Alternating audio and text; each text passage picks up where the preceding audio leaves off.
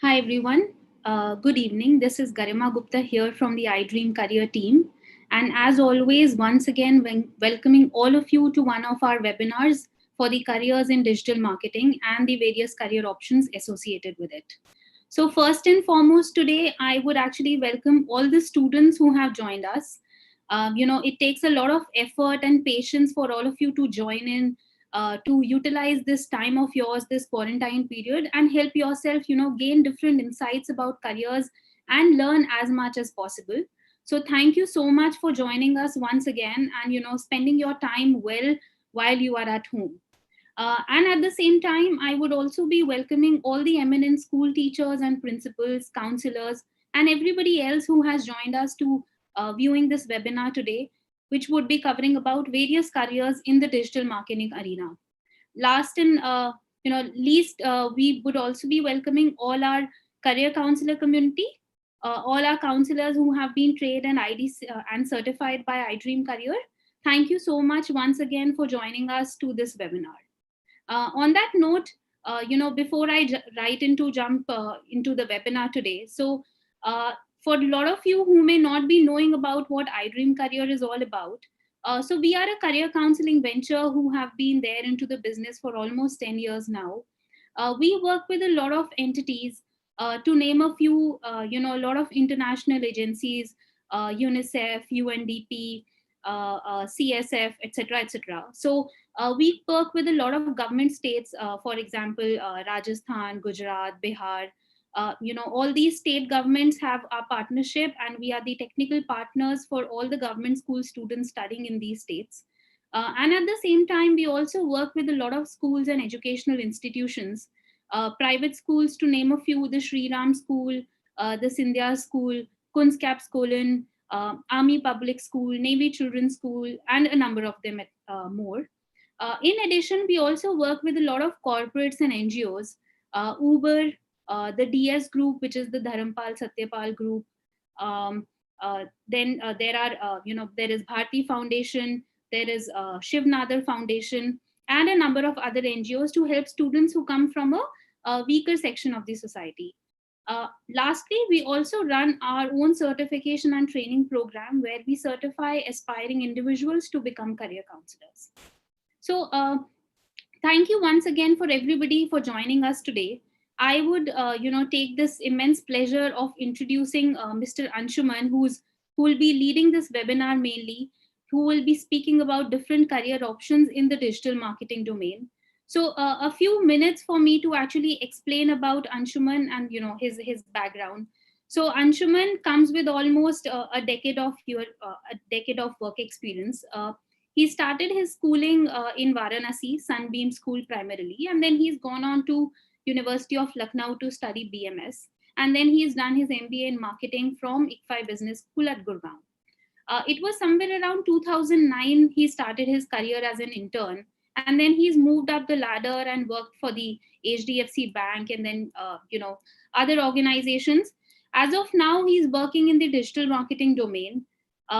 At the Dubai in Middle East. He's a part of leading the data analytics team, wherein his main work is about improving analytical delivery, insights, as well as optimizing the processes across the marketing intelligence and business intelligence areas.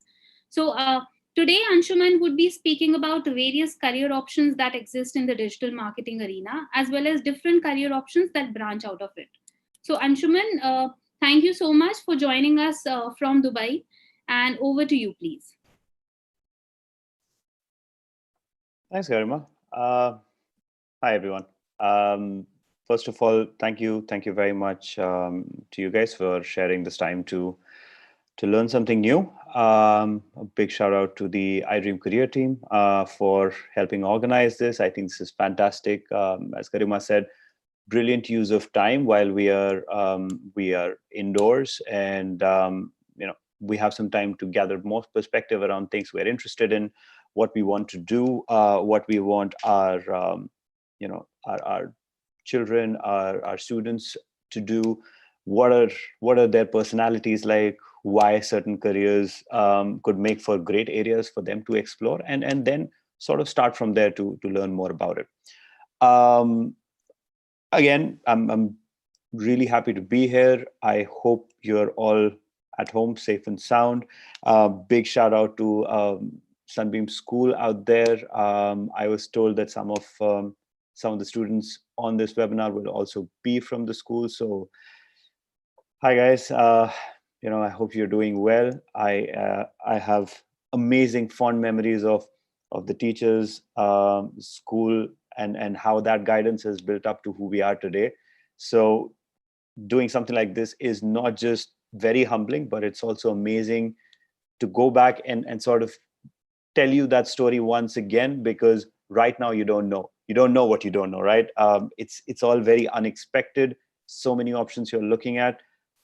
So I'm just going to take some time and yeah, tell you my story and what I've learned from it in terms of my career. So quickly, I'm just going to go through this little session that I put together for you. We're going to go through it really quick in terms of the different kinds of career options, what it takes typically to be part of digital in those different capacities, what kind of personalities typically fit into those brackets, and really what it's really like versus our more traditional advertising or communication, mass communication options. Um, so let's get this started. Um, why it's important to know about me is you will find how unlikely and how odd career journeys end up being later on. So I was born in Lucknow. Karima told you that. I went to school in Varanasi, did my bachelor's in management, pretty solid over there. Went on to do a master's in marketing management, also works pretty well. So then I was a bank branch manager, and then I was an NGO manager. I was an educator, and I was doing all kinds of these little stints trying to discover what I really wanted to do all across Delhi NCR. So all this while I was strong on marketing. I was good with communications, and then I had to figure out something that I really wanted to do. So at that stage in the year 2011, I got an opportunity to get back into something I was very passionate about, which is ad agencies and agency life, and specifically a digital agency. And that journey sort of skyrocketed from there to me moving out in 2013 to Dubai.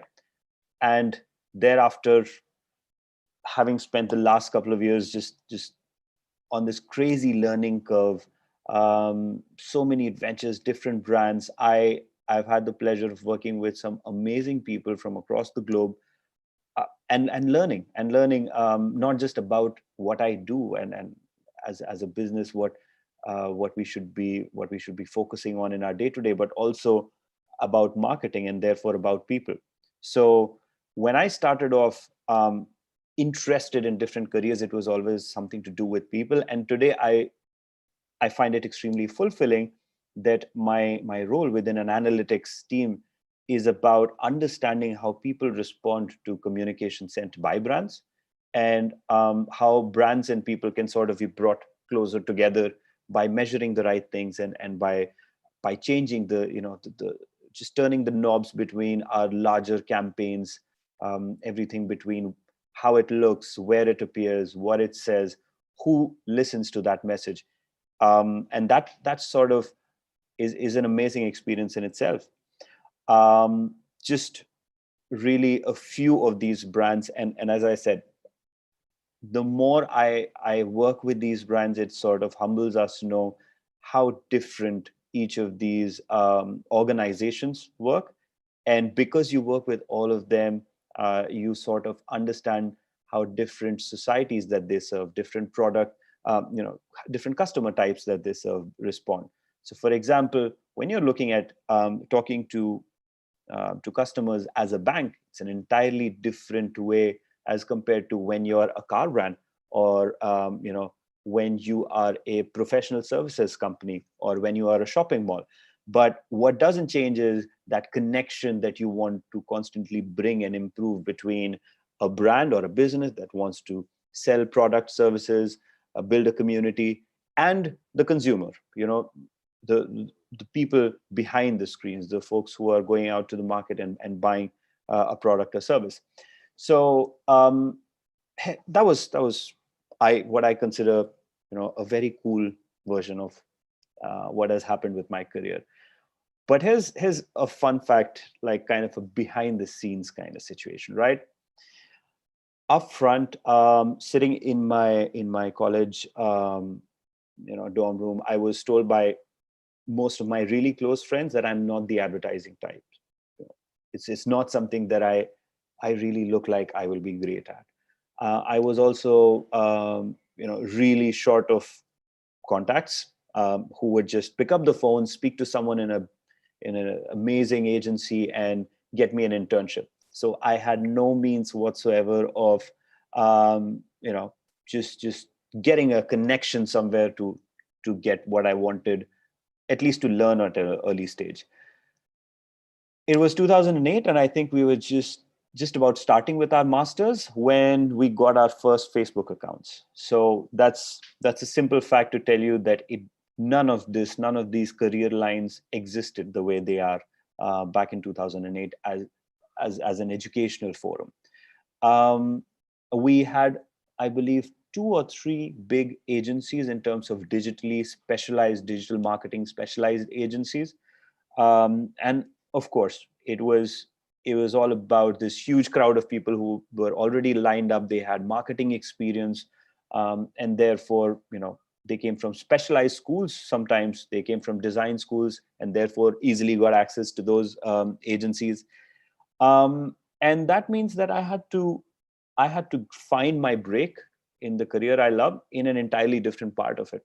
So I started off in sales, um, and I was basically given a brief saying, "Hey, these are 15 of our services. Get it all in your head, and now you will have to sell these services." And somewhere between then and the next 2 or 3 years that I spent my initial digital learning curve, I think I asked the most questions. I went and tried to participate in any project whatsoever. Um, Oddly, I never really found it as work, but that's actually why we are all here. If you find that balance between um, you know that the career path that also is fulfilling to you as it helps fulfill your needs, right? That learning curve is still continuing. So at a stage wherein you may not find yourself as a likely profile for a particular career, it is extremely important for you to still, if you have an interest, or if you have curiosity towards it, you need to constantly look at it from the lens of understanding it better, and therefore seeing if it can work for you. So today's conversation is mostly around digital marketing and how to find your way around different aspects of the business. So key roles, which are the typical apps, certifications, what kind of skills do you need? It's got a little bit of my personal suggestions of what our teachers and our guides and mentors can help us with, because eventually, the students focus could be in a whole lot of things. And while we are chasing our the subjects being taught in our school and the big exams that are coming our way 3 years later as well, sometimes it's important for the teachers to sort of constantly nudge children in the right direction, so that if and when they decide on these careers, which have thankfully now become a little more mainstream, it would be easier for children to make that decision if they were interested in it, or for children to make that switch and take it up professionally. We'll try to keep it, real quick, and in the end, I would be really happy to go through a few Q&As. And yeah, that's that for today. So, starting with key roles and careers within digital. Yeah. So what we've got is, in front of you, you will see 8 tiles, and these are not necessarily the most. This isn't the most detailed list out there, but I thought this was the simplest way of saying this. So you've got strategy and business management, you've got creative and content, you've got customer relationship management, got media and advertising, search engine marketing, social media and PR, development and technology, and in the end, data and analytics. And I know it sounds like a lot. So don't worry about how complicated this sounds, since you don't have much background on the subject, but let's just get through them one at a time. Um, I believe the team is going to make this material available to you later. So go ahead and check out those little icons at the bottom, and sort of you will see that comparison between digital versus non-digital. So more conventional media or mass communication roles that you may have heard about, and how digital roles are similar to or alternative to those. Right. So strategy and business management is easily described in exactly just the name, right? You've got different businesses that are run in different markets, address different kinds of customers, but you always need someone who's sitting up there with the big picture, right? And the big picture is, who am I talking to? Why does my business exist? Uh, what am I out to communicate? What do I really want to say? And who do I want to say it to? So this line within business management is sort of the captain, or you could say this is the navigator, because at the end of the day, they have that foresight of where they want this business to be. um, Typically, strategy planning leads, you know these are people who manage accounts. So in a digital role, if you are working client side or on the side of the business, this could be the digital marketing manager, or chief marketing officer, head of digital, um, or chief strategy officer. In the agency side, which is if you are in the companies, in the brands that serve businesses on digital marketing, you could be an account director, you could be a head of strategy, you could be a head of digital planning chief, something like that. um, the most important part is, of course, conceptually you need to understand the business and you need to have a clear mind, right? You're the guy with the map, so the blueprint has to be in your head. But more importantly, you have to be an effective communicator, and you've got to be an all-rounder, because at this stage you may not become an absolute expert in every little part of the business, but it is important for you to have that big picture on how each of these things are broadly done. So you're not an absolute expert, but you know a little bit of everything, just enough so as to manage, get the right people to do what you want on the topmost strategic level.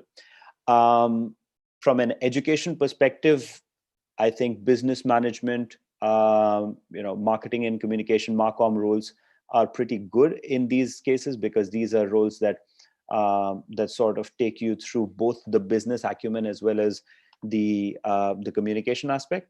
But there are no such entry barriers per se. I know a lot of business leaders in terms of not just digital marketing but advertising in general, who are actually product specialists when they start off.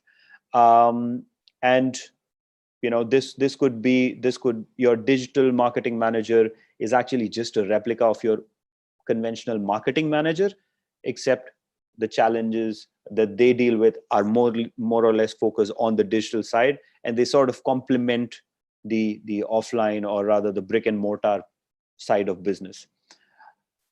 um, Typical sample of what strategy or business management will do, right? So what you've got in front of you is like a calendar. The calendar says, hey, listen, we are a blog. We are a blog that talks about life in Dubai, and we're gonna have a calendar laid out as to what we're gonna talk about, where, on what day of the week, and sort of just lay out that strategy. So our audience wants to listen to some nice motivational stuff on Sundays. They want to take a look at new what to do in Dubai kind of activities on a Tuesday. They want Thursdays for some recipes. So this is basically the strategy guy who sort of plans this calendar, gives it to the team, and says, "All right, help me execute this." Okay. Next, we've got creative and content. So and this is an interesting lot, because when you look at creative and content, a lot of the perception is these people who come to offices in ripped jeans, and they've got long beards, and they've got tattoos, and they're always busy behind a computer. But creative is essentially any line that works with creating a message. So this could be your web designers, these could be also people who write copy. So a lot of times a creative may not look anything like that image that you have. um, Creative teams involve Photoshop artists, they involve photographers, videographers. So a lot of times these are specialists on how to get a brand's message across the noise. Because if you go out, um, I read a research which says the average individual gets into contact with sometimes up to 10,000 brands a day. So if any of those brands has to stick to your head so that you remember it later when you're buying a product from that category, the only way you'll remember is if that message has been created, delivered creatively. So yeah, education in this case could be very simple as a command of language. For example, you could be running a video series that requires I don't know, that requires Hindi, a very specific, neutral, not very clished or not very complicated ornate Hindi, but it has to be kind of a docu series that can be taken well with all kinds of students or teachers or family audience. Now, this is a very specific role. If you call that copywriter a creative, there's not really a formal training required, but at the same time, this role could have been the guy behind who's creating animations for the same docuseries, or the guy who's actually filming the docuseries. And those would be the creatives which will require specialized training. So the simplest example I could find was when I say Hamara Bajaj, you can almost hear the jingle in your head, even though they've not used or they've not changed over the years across many different ways of singing that song. Or when I say a pack of Maggie, almost everyone will remember the colors of how that packaging is created. When I say Parle Ji, you remember the Parle Ji girl on the packet. So these are all fantastic examples of creatives who built something in a way that would be memorable and that you can instantly um, connect to their products. And in digital, because of the different screens you're looking at, the VR goggles, the audio books, there's tons of options within creative teams when it comes to digital. So one of the examples is when you see that funny video that the brands make on Instagram, the kinds that were hardly 15 seconds, even that 15-second video has a social media specialist, or rather a an art director who builds these tiny boxes of a comic strip, you could compare it to. And in each screen, he will sort of first draw it up and present to the room, to the strategy and business management team, and get their thoughts on whether they like the idea. So a video, which will eventually be 15 seconds, could be a 15-frame storyboard, and that's the kind of work that creatives do. Again, the industry allows creatives to be quite free. These are people uh, who are amazing at their craft, as well as they have an understanding for the audience to which they communicate. So this makes for an amazing bunch of people to learn from and to work with. Extremely high energy, and very passionate at what they do. Then comes customer relationship management, right? And the way I have always thought about relationship management is little connections. So a small connection between your product and your customer is your data, right? We are all, I think, banking would be a great example of how frequently you get a quick call to say, hey, listen, you can get a new credit card on your account. Or sometimes you get a call from the phone company saying, hey, you can get more data on your phone. And the reason behind that is, all of our behavior and all of our data is sort of put into this giant database. And this database gives us different combinations of, hey, listen, Anshuman is 34 years old. He's been in Dubai for 5 years. So I think this will be a good time to check if he's got a salary in this range and maybe give him a credit card.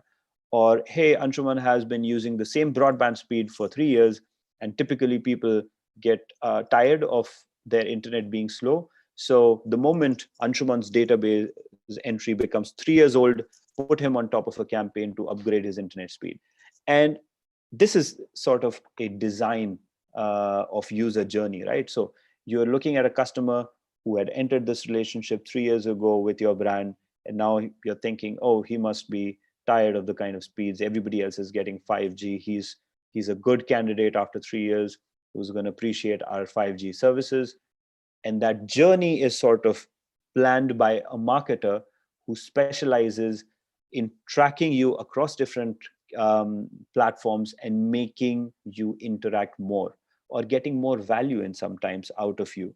um, this is a two-way role. So as much as I've told you how a business benefits from it, there is also the aspect of customers benefiting from it, in terms of you getting customized responses or customized suggestions for your relationship with a brand, based on your data. And what this needs is a person who sort of tracks it, maintains it, and comes back to you every time as you and not just customer X. So the best similarity from an old school perspective is, um, if you growing up have had a shop that you would always visit, and there would always be that shopkeeper or the assistant who would just be like, he would know everything about you. Like, I remember that on one occasion, I was extremely fond of one particular soda, and there was a new assistant that the shop had, and I said, hey, can I have that cola? And the guy said, no, it's not available. How about you try the other one? And the shopkeeper almost walked out laughing. He's like, oh, no, no, no, he's not going to take the other one. And he just went on to say, hey, why don't you just get some fruity today, because you're not getting your favorite cola. He's not going to buy it anyway. So he sort of walked in there. He knew about me, and I was a little kid, so I felt nice, at, I think I was about 10, 12 years old. At that stage, I felt nice because someone knew what I wanted. And that is the power that the customer wants to feel. Um, which is up here on the chart. So you've got, imagine having a Facebook profile like vision of you put together in front of a brand. So they want to know more about you, because the more they understand their customer, the better they're able to create products for you. They're able to communicate with you better. They're also able to solve your problems a lot better. So for example, um, I mean, your phone company can call you and say, hey, listen, we realize that you use a lot of your time on international calls. We've got a package for you. Now, how would they know? It's because they have been tracking your international call usage. How will they also know that you will be willing to buy a package? Is that over a period of time, when they increase their per minute charge, your talk time went low. So maybe they realize, hey, Anshuman has reduced speaking on the phone by 10% ever since our last round of call rates went up. So that's basically what a CRM team member does, is find those buckets of people who have specific needs, or who have a particular requirement that could be created for brand interaction, and then serve it to the rest of the team. Be like, here you go ahead and approach these people for a new sale. Then you've got the media and advertising, and I think we've all been exposed to multiple rounds of media and advertising every single day. More so right now because we're all at home and we're spending so much more time in front of our screens. So these are, I would say, these are the digital muscle men when it comes to digital marketing. Because remember, I said there's about 10,000 brands you could interact with in a day. So when you're talking to 10,000 brands in a day, um, it is important for your media team to find you the exact spot to enter, the quick moment wherein you make that impression, and you do it just enough times to connect with your customer. At the same time, there's so many screens today to do that. You could be getting an ad on your television. You could be getting an ad on your Facebook account. You could also be getting sometimes an email from the same company. But what a media specialist does is, for the business, they say exactly how much do I spend to get X number of people who are just the right, and we know they're just the right folks for this product or service, because we have created that CRM, or rather we have created that personality. So they will come up with strategies to make use of your brand's media budget and exactly go at the right platforms. So, it could be YouTube, it could be Google, it could be social media. So the idea is just use the right kind of platform, merge it with the money that you've got, and as a brand, get maximum number of people to enter your brand's influence. So back in the day, if you would remember, there would be folks who would leave these flyers, different, cheap paper. They would leave that flyer under your door. A lot of times it would be about a new shop opening up, or something of that sort. Those flyers had just one job. They were supposed to be seen once, get in your head, and if it's relevant information, you would put it aside. In college, the best example I have was um, restaurants. So their takeaway menus, they just drop a menu, and then you use that menu to go back to the restaurant. So that's literally what online advertising is. It is a small piece of information that this advertiser will work with to get in your head, and then when you have to make that purchase decision, you see that ad, you click and go back to the website or to the platform, and you interact with the brand. So don't really think we need examples here, but those are all different kinds of ads that you see on a daily basis. Media teams work very closely with the creative and the business strategy people, as we had discussed previously, because they want to basically marry the client's budget, or rather the business strategy lead's budget and message, help creative draft the right message for their media platform, take both, and then go ahead and serve ads to people like you and me, who will find it useful, go back and interact with a brand. So that these are the guys who bring in the traffic and bring in the engagement in the digital world to brands.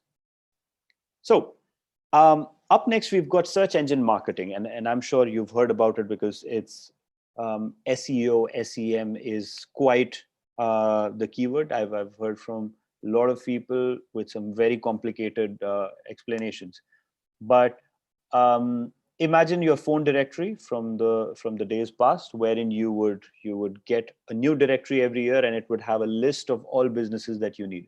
Those businesses were in specific columns, so you would go to restaurants, you would go to plumbing services, and you would find out names and numbers and addresses of people who could provide you that product or service.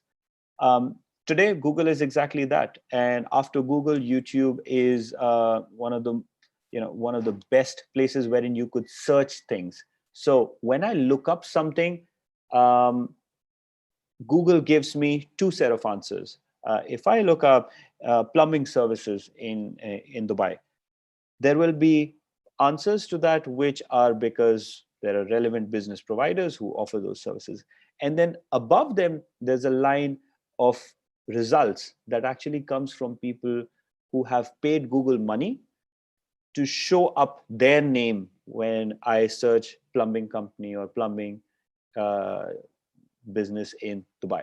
So those are called keywords. What I put into Google is called the keyword, and based on that keyword, I get valuable information from Google. Well, some of that ends up being paid. Now, the search engine marketer actually uses these keywords, and they balance between maximum reach and suits my budget. So for example, if I want to look up in the I'm going to give you a cars example. So if I look up something like buy sports car in Dubai, um, a lot of people want to buy a sports car in Dubai, and there's a lot of big brands who sell sports cars. So because it's such an expensive project, a lot of brands will be putting in a lot of money. So it's harder to get through to someone, and it becomes a lot more expensive to bet, if I can say, on that keyword. However, if you talk about 8-cylinder car, uh, or say 8-cylinder supercar, you're not really talking about buying. But right now in the market, you've got just one of those, and that's a Chevy Corvette. Suddenly it becomes a lot easier because not many people are looking for that keyword, but it is spot on because that is the car you're trying to sell. So that's the juggling that search engine marketers do, and they do it with either tweaking with your website or your platforms, your text and images and content, so that you become more relevant for Google to show. And that is the second category. And the first category is downright going to search keywords and betting the right value for the right keywords so that you can come on top wherever there's a relevant search made by Google, on Google. In fact, interestingly, it's also a practice wherein these search engine marketers go ahead in something we call conquest, which means we will go ahead, and if I'm working for, let's say, phone brand A, I will go ahead and look up the features for the latest release of phone brand B, and start creating ads for search keywords of theirs, so that every time you go, oh, here's brand B's 6-camera phone, you actually bring it back to brand A's 12-inch display. So that's how search engine marketers sort of constantly work in that space. And very similar, if you look at the traditional model of the classified area in the newspaper or the directories, and are ways to basically look up businesses and brands. And there you have an example. So someone's looking to buy a Gibson guitar online, of course there's Gibson.com, which is the brand, and that is the legitimate business because you're looking at Gibson.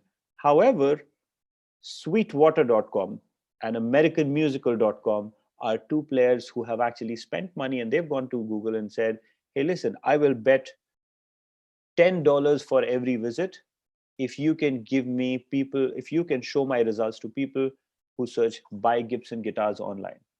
So the paid ads is called PPC, pay per click. It's amazing because, as the name sounds, businesses only pay if you click this and go to their website. So this is, as you can understand, it's a really good way of getting just audience who are interested in your brand. And below it, organic is, as the word suggests, homegrown. Genuinely, you've got that content there. You are a specialist in it, or for whatever the user is searching, you are the right source of information, and that's how Google will show it to you. So you are an organic, that's an organic SEO oriented result. Right. Um, Up next, we've got paid media and public relations. Social media and public relations. So again, I think a lot of you would be able to relate how social media marketing and brands on social media are actually amazing to a lot more convenient to work with. You would rather look at some funny videos or these nice ads from your favorite brands than look up a banner online, right? A banner is just not. Social media is a place of storytelling. And today, it is extremely important for customers to know from other customers what a brand is like. So if I'm a brand and if I tell you, hey, listen, my product is the best, you probably will not trust me as much as if 5,000 other customers say, hey, no, this product is the best. And if there are review sites and if there are popular news sites that actually show up my brand and say, hey, no, this is the best product out there in this category. So social media PR champions, these are folks who are tuned into conversations, and it's not so much just about the creative, but also they know the pulse of the masses that they communicate with, and they sort of guide that conversation off to the way that the brand wants it to be. So for example, imagine a an insurance company. Now an insurance company would have a pretty boring way of looking at, hey, why don't you buy insurance just in case your house catches fire? At the same time, um, they have to communicate and have that value shared on social media. So what they're going to do is they will go ahead and maybe do a Facebook live every week on one kind of insurance, one type of insurance, and how to choose the best insurance. They will go ahead and say, hey, listen, don't choose our product. We're just here to build a relationship, build a community of people, and help you choose better insurance. Guess what? A lot of that analysis that they'll present and facts that they'll present will sort of they will build they'll build a rapport with you, and eventually you start talking about more often about their product, or you start recommending their product without them you know hard cold selling you something and you buying it. So this is just one of those spaces wherein social media not only helps you sell, but it helps you service. It helps your customers build a relationship with you, and a lot of times um, it helps you work around crisis. So I remember back in the day, there was a chocolate brand that was under a lot of fire because people were showing photographs of worms in their chocolate, and they went back and they actually ran a full social media campaign to be like, okay guys, we know that there has been a concern raised, a lot of this is fake. We are taking full responsibility and we've taken these corrective measures on the one instance. We're going to give you that information and we're going to tell you what we did about it. It's an excellent example of how you, in a space wherein you're not hardcore selling, as a professional, you guide social media, or rather, you guide your PR team to say, hey, listen, right now is a good time to start building some public relations around, or some media relations around being a responsible brand. Right now, in the midst of COVID-19, you're seeing a lot of this PR and social media interaction wherein the reason right now I thought of an insurance company is because I remember an insurance company sending me coloring books. They sent me an emailer with a downloadable coloring book for my daughter, and they said, right now we can't really offer you anything about your auto insurance because hopefully you're staying home and not driving. But as a parent, we think that we can just give you a little something to keep your kids busy and spend quality time with them. And that's a moment of using that social media communication to see what people are doing right now. They're spending time with their kids and therefore fitting it back into your marketing strategy. And these social media or PR champions are the folks who know what is needed to slowly and steadily build a brand's stature in front of their audience, make them more respectable, make them more likable. And I think this is one of the most powerful forms. It's not really a hard and fast technical field, but at the same time, people who've got a journalism angle have a good advantage in PR. if you are fond of creative arts, if you are a people's person, a lot of us today, platforms like TikTok have actually taught that we are pretty good at creating our own content. If you're that kind of a person, I think social media is an amazing place to put your passion, or put what you like to do, um, into a career goal. And I think I've spent some time doing social media myself, and I still think it is very fulfilling to see something that you just thought was a quirky one liner, to for it to become a social media post for a really multinational brand, and it goes out there on you know on 15 different platforms, creates conversations around it, and people are enjoying that content. So if you're that kind of a person, um, do look up social media marketing and the careers within it. um, I could not find a better example at this point of time. There's a brand called Headspace. So what they sell is these. It's an app for guided meditation and sort of, it's a lifestyle app. So right now, in the midst of COVID, they are partnering with different people, and they're giving you promotions, and they're doing it across all different channels. But right now, they're focusing on happiness. They're saying, get happiness without the munchies, be happy and healthy at 40% off. And you see, this visual is just a combination of somebody who knows exactly what to say, which is a social media expert, combining skills with someone who knows how to best visually present this message, which is a creative. um, so that would be that perfect secret sauce of communication specialist meets creative expertise. Then comes a little bit of a, I would say, the heavy lifting part of digital, and this is where things get technical. So all digital platforms are evolving constantly. So it is not just a website. A website was based on technology A 6 months ago. 6 months from now, it will be on technology B. Another 2 years from now, it may not be a full-fledged website. It can become an app. And you need specialists to sort of help you make that technology curve as a brand. And what development tools do are is actually a backbone for all of your digital marketing infrastructure. Because imagine all of the things that we just discussed, right? You've got a developer, of course, who builds the website. You've got someone who will translate the creative's visually beautiful website into a web page.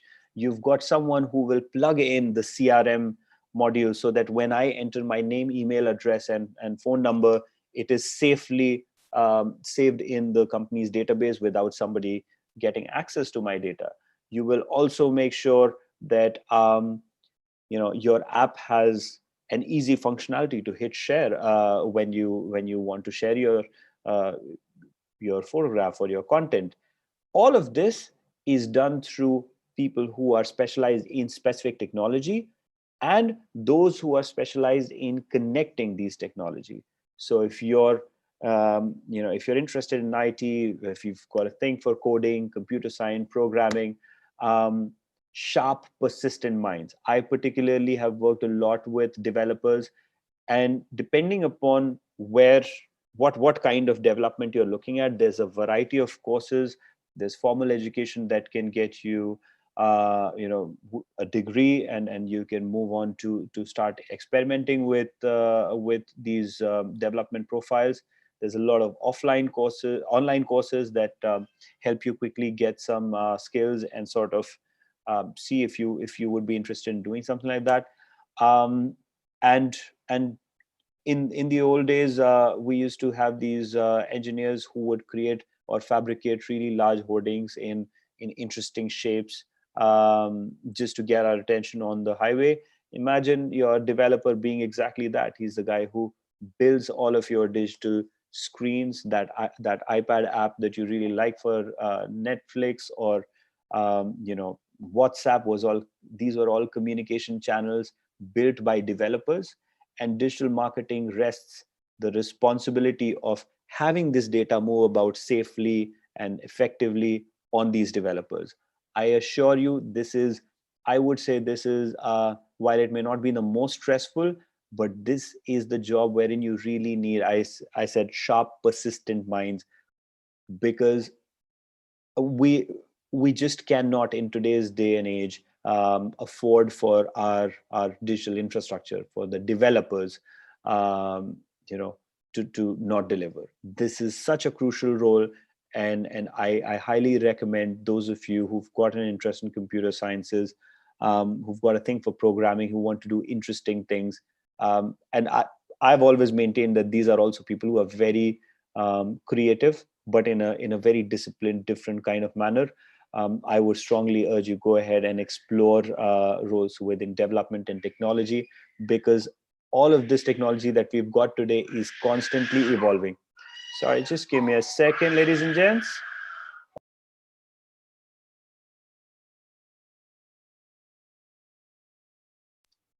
So that happened. My daughter's got a bit of a mood this afternoon. Okay, so moving on, what would typically a development job look like? Imagine getting this. Page is not available, but Justin is. Justin is your development lead who's going to get your website back up. He's going to make sure your apps are in place. He's going to make sure your customers, who right now, for example, spend more time, I think, in front of the screen than any other form of communication between brands and people. If that screen stops working, it's the development team that's going to fix it. If that screen works perfectly, it's the development team that is to be given credit for excellent experience. And lastly, we've got data and analytics, which is obviously, which is closest to home. I personally have been working on data and analytics for a while. These are these are typically people who want to not just understand the business logic of how the brand is supposed to, how the brand expects to connect with their customer, but also get into the minute details of what are the steps of that journey. How do I consider, what do I define success at what stage do I consider my marketing effective, by what percentage is that allowed to vary, and at what stage should I just raise a flag and say, hey, listen, something's wrong, something's broken. So when you look at your overall digital journey, every interaction, which is like, logins, tweets, you open a video, you send a message on WhatsApp, all of your interactions are basically part of this huge map that analytics studies.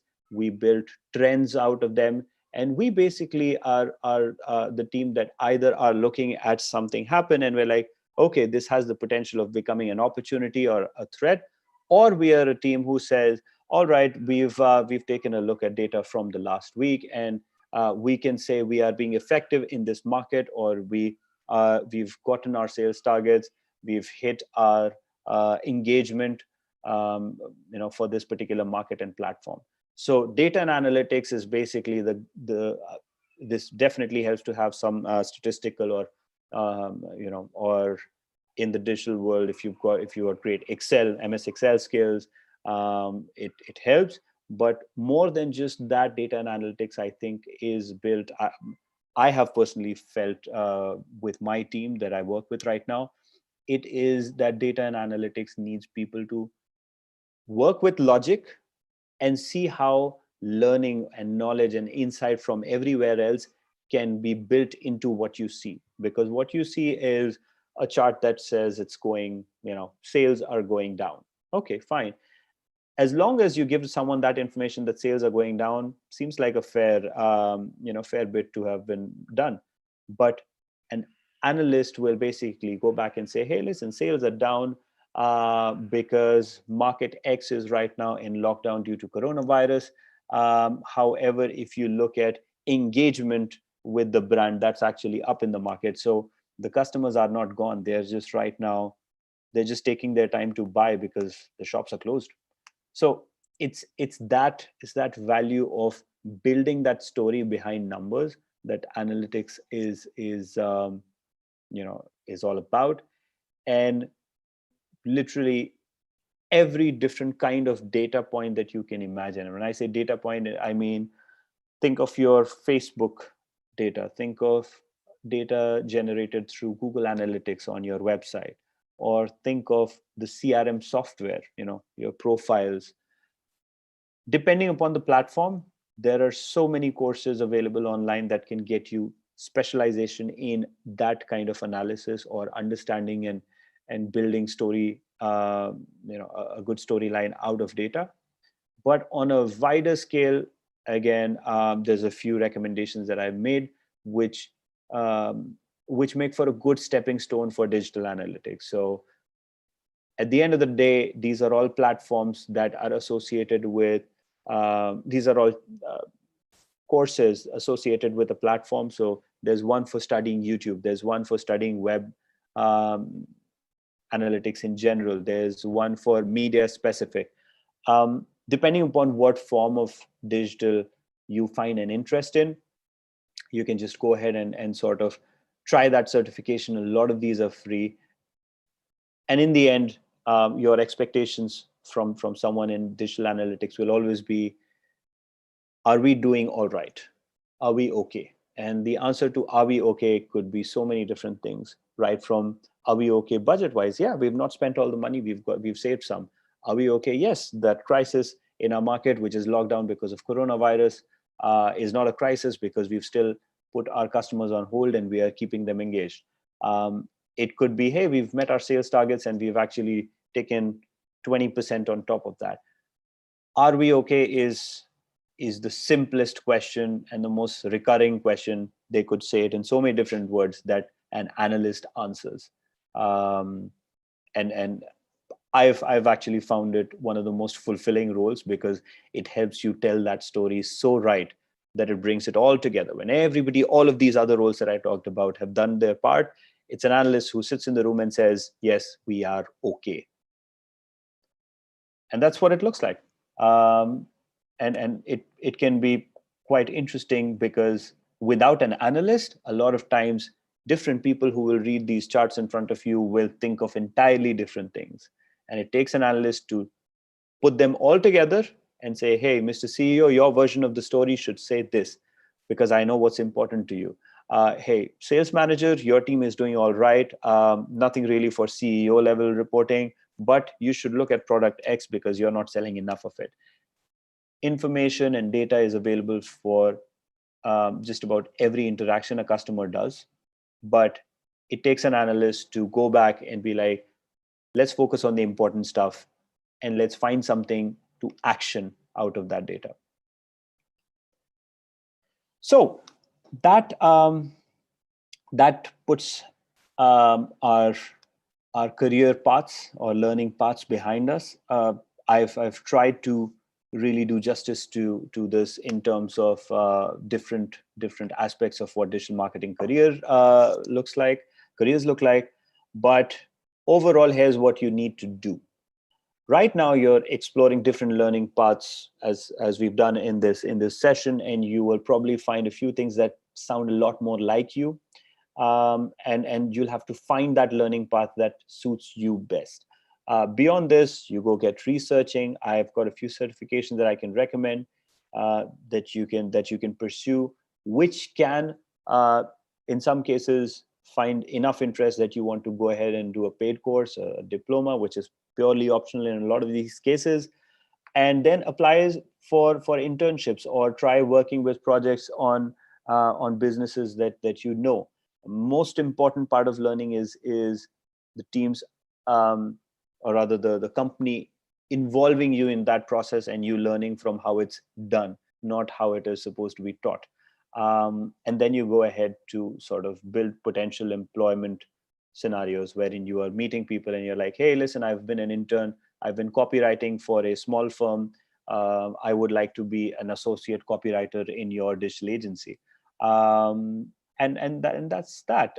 None of these career lines are absolute. They remain fluid. You should absolutely, I highly recommend that you go ahead and experiment as as much as you can with each of these learning paths that suit your interest.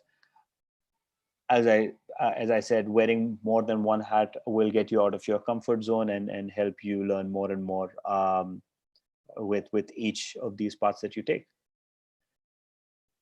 A few of these online resources. So you've got HubSpot, Learn with Google, and edX. These are free to learn. These are different aspects. I'm so sorry. Just hold on, please. Wow. Okay. Parenting.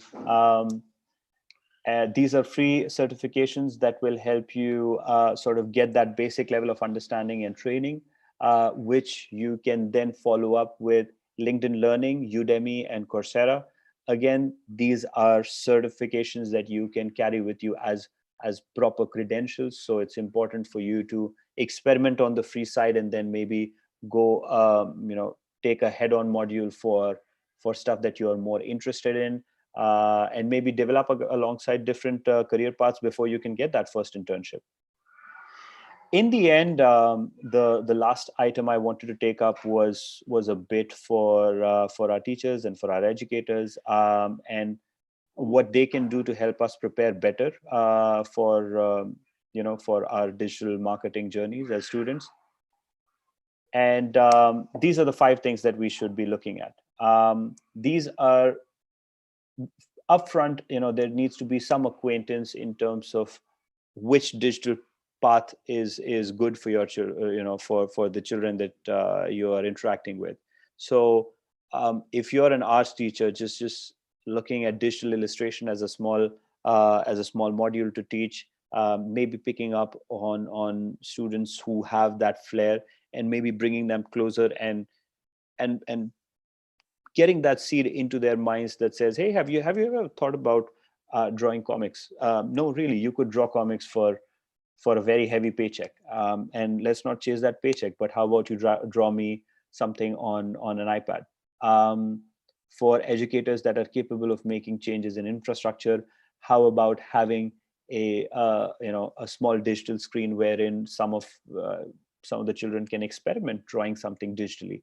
How about an animator? How about a 3D design class when you're teaching those? Again, discuss that context of what is taught in our classrooms against real world situations.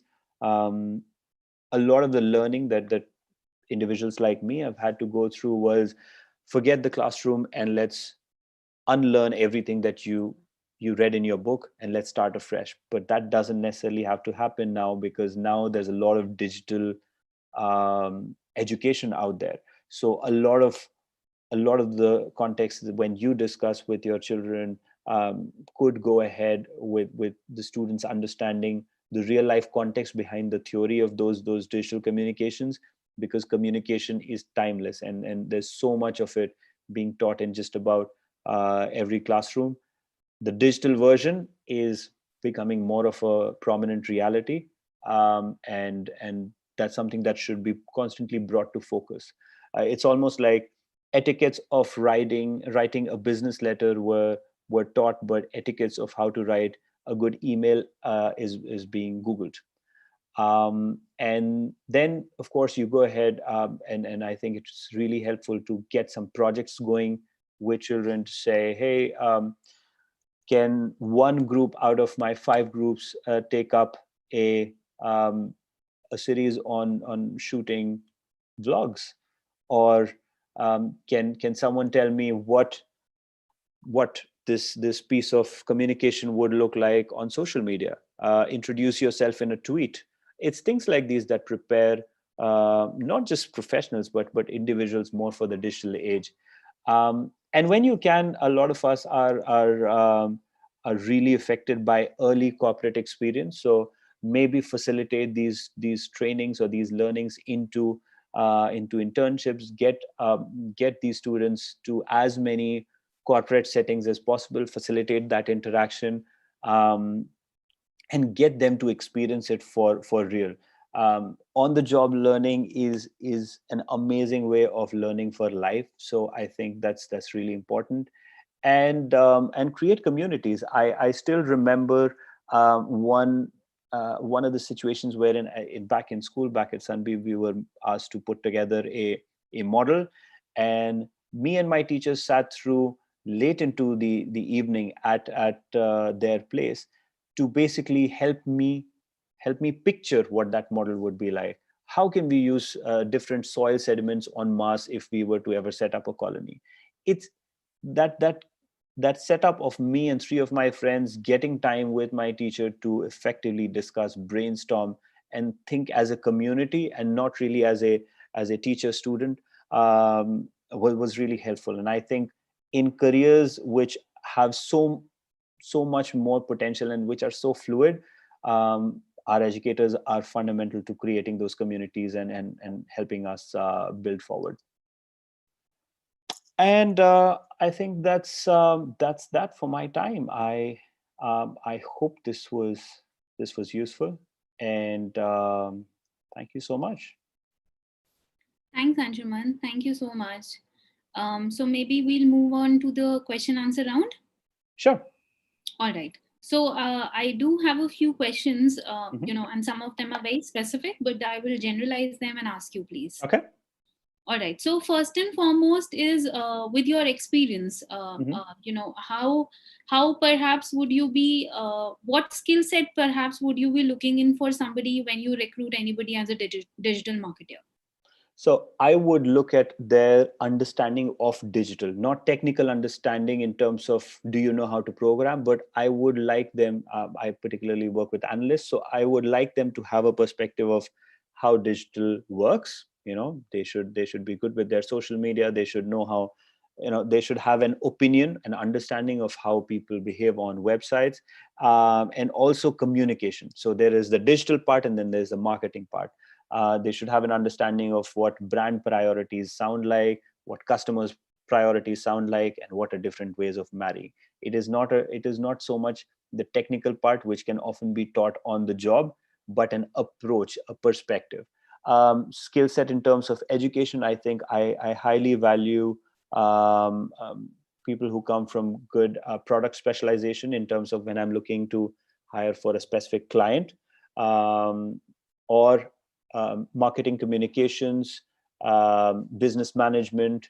These are people who are, or hardcore advertising and mass communication folks, because these are people who know how to communicate or who have a flair for bringing that communication and marketing angle together.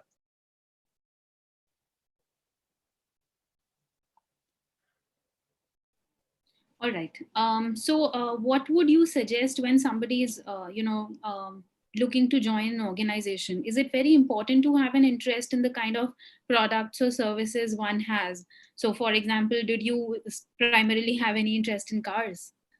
Oh, I think that's a question. I have had phenomenal interest in cars. I'm more of a motorcycle person, but I really love cars. That said, I've also marketed for banks, and I was a banker. I was also marketing for NGOs. I have also marketed for small bakeries. I mean, I I like cake, but I have no proficiency in being a baker. What's interesting about a digital marketer is you could you could be a specialist in digital marketing, but not necessarily the product. Which is why you remember those business and strategy leads, right? Those are the guys who know their product best. In my case, we work with brand teams who are experts on their product. They know every little inch of that car which makes it special, and every inch of their competitors cars that makes them, that helps them compare. But not necessarily do I need to know that kind of detail. I need to know about the digital, and I need to know about the marketing, and I need, in this case, to work on the analysis as to, are we okay?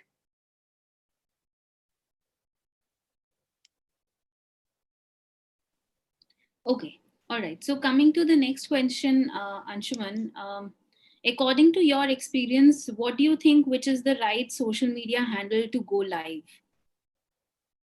Right social media handle to go live. Now, I think that's more of a personal opinion. Um, I believe that you go live and you do your thing when you talk about sending out content. It's totally up to you. What I do think is, if you think you've got content that has value to people, go ahead and share it. Go ahead and build content on whichever platform you're comfortable with. But remember two things: that platform should work with the audience. So if you're going to go ahead and market to an audience which does not exist on that platform, there's no point in you working so hard to get it circulated there. And the other thing is, if you choose or you do not choose a platform, make it only make it a choice based on, is your audience there, is the content working out there, what do you see that platform grow into. You will probably not have everything fitting in perfectly. For example, I was watching a video wherein lawyers are making six-figure incomes out of TikTok.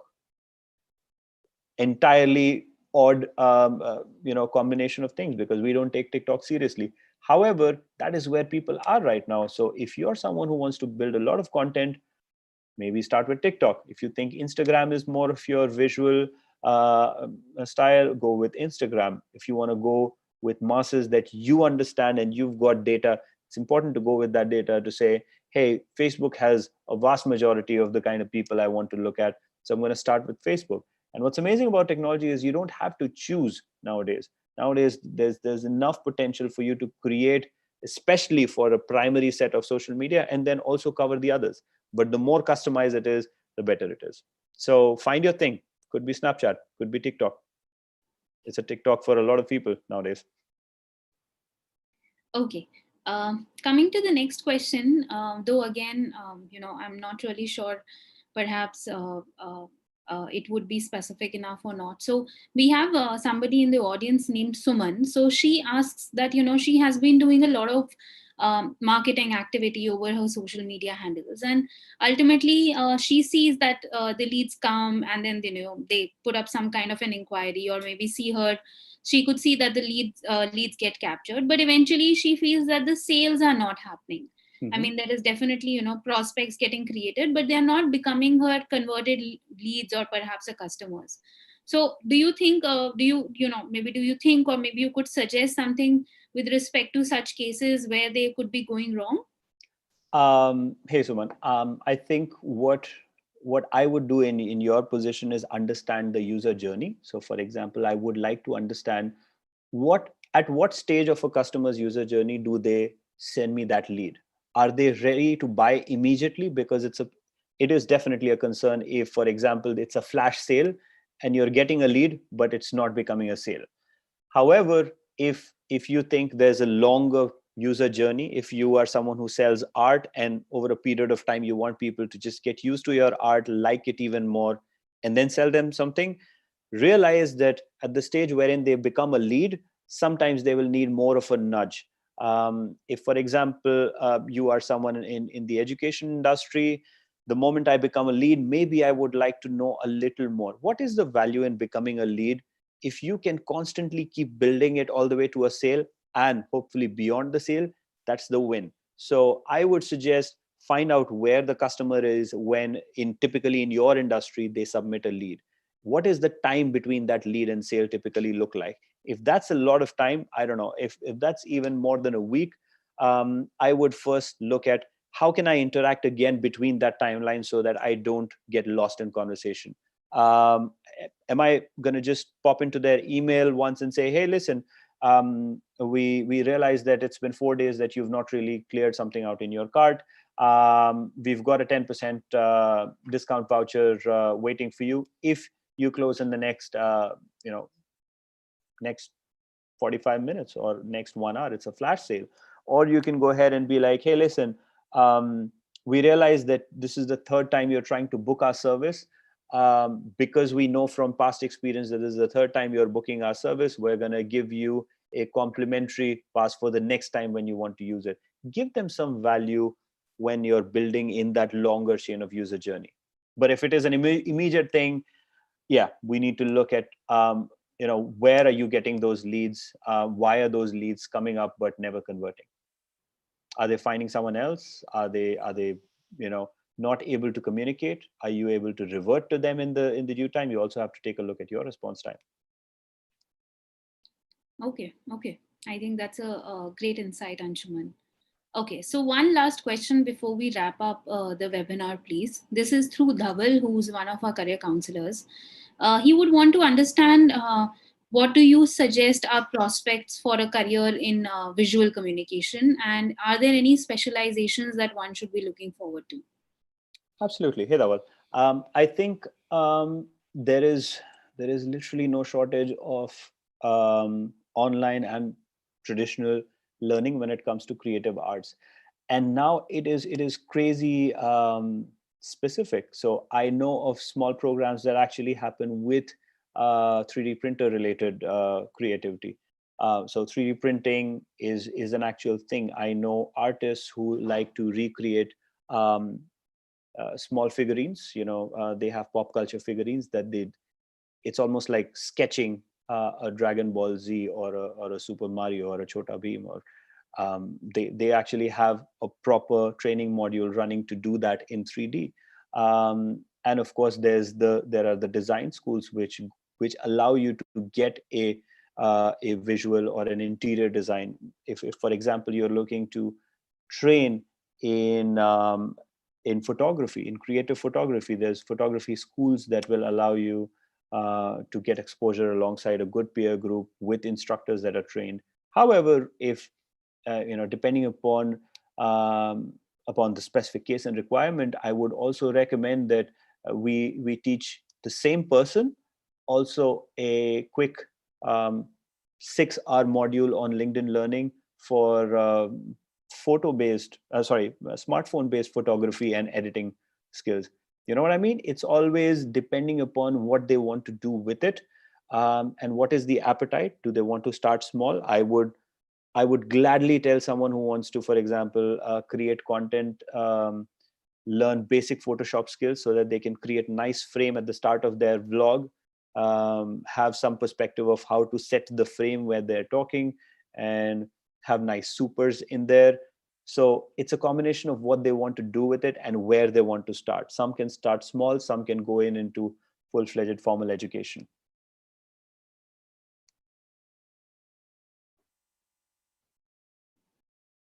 Okay, so I think Anshuman, perhaps that brings us to the end of the questions that we have from our audiences right now. So on that note, first and foremost, thanking you a lot. I think the webinar was extremely informative. For me personally as well, I think you've given me some great inputs with respect to the marketing domain. So Thank thank you. you. We have your details on the screen. So anybody perhaps would like to contact, they can reach out to you Absolutely. on LinkedIn or write an email to you as well. Absolutely. Thank you so much for the opportunity, guys. Again, I am happy to connect with anyone who would like to know more about digital, and explore their interests with me. And I'm extremely glad that you guys had me on the platform to have a quick chat with older versions of me, as I see it. So this, I'm sure a lot of the folks on this cast right now will go ahead and go so much further. I'm extremely happy that we could do this today and get you a little more excited. Hopefully, thank you. Thank you. Thank you. And for everybody else who's connected on YouTube right now, do look out for our next webinar, which would be the career class for careers in politics, which is scheduled on the 25th of May, which is the Monday, 5 o'clock as always. So we would have Mr. Ghanshyam Tiwari, who's the national spokesperson for the Samajwadi Party, as well as he was the former chief advisor to Mr. Nitish Kumar, who is this chief minister at Bihar. So, on that note, thank you once again, Anshuman. Thank you, everybody, for joining in and have a great evening. Bye bye to all.